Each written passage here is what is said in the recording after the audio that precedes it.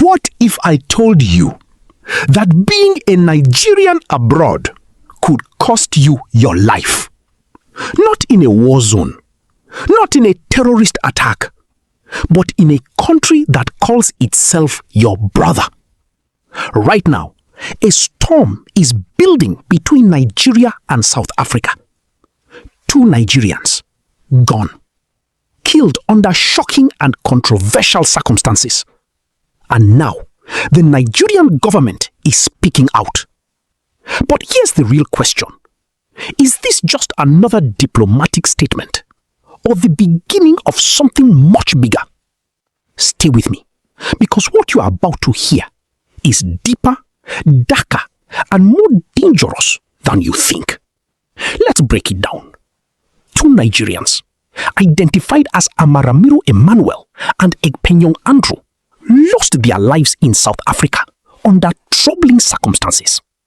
One reportedly died after being beaten by military personnel. The other was arrested by police and later found dead in a mortuary. Let that sink in. This isn't just crime. This isn't just random violence. These are allegations involving security forces. And immediately, fear spread across the Nigerian community in South Africa. Because when the people meant to protect you become the ones you fear, what options do you have left? But this didn't start today. For years, Nigerians and other Africans have faced xenophobic attacks in South Africa.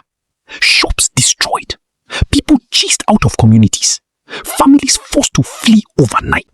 Recent reports show rising anti-foreigner protests, viral videos of Nigerians being threatened and told to leave, even another foreign national shot dead in broad daylight.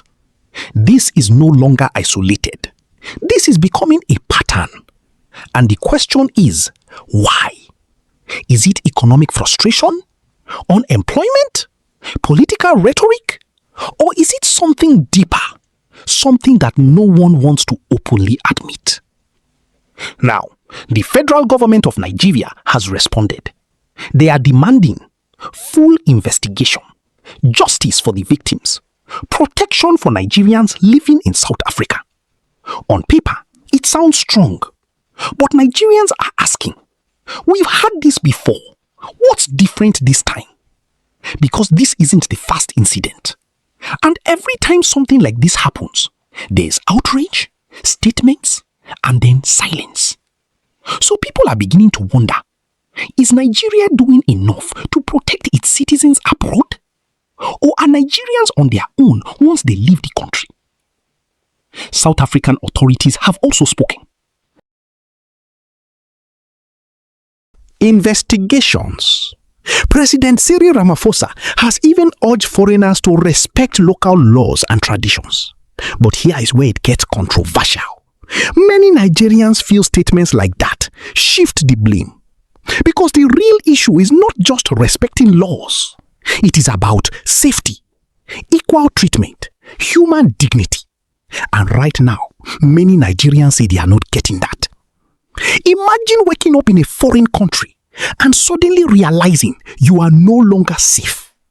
Nigerians in South Africa are now avoiding certain areas, closing businesses, living in constant fear. Organizations like NICASA are calling the situation alarming and demanding urgent action. And honestly, who can blame them? Because when attacks become frequent, fear becomes normal. So now we ask the real question. What happens next?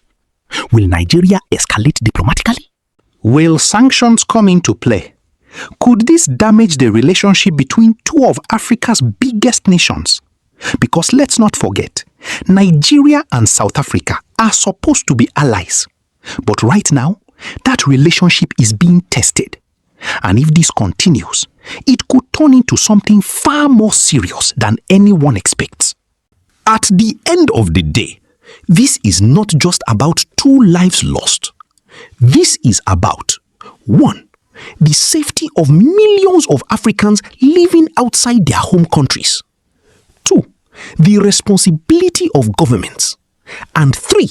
The value placed on human life. Because if Nigerians are not safe in Africa, then where exactly are they safe? Now, I want to hear from you. Do you think the Nigerian government is doing enough? Or should stronger action be taken? Drop your thoughts in the comments. And if you want more deep, real and unfiltered analysis like this, make sure you subscribe because this conversation is far from over.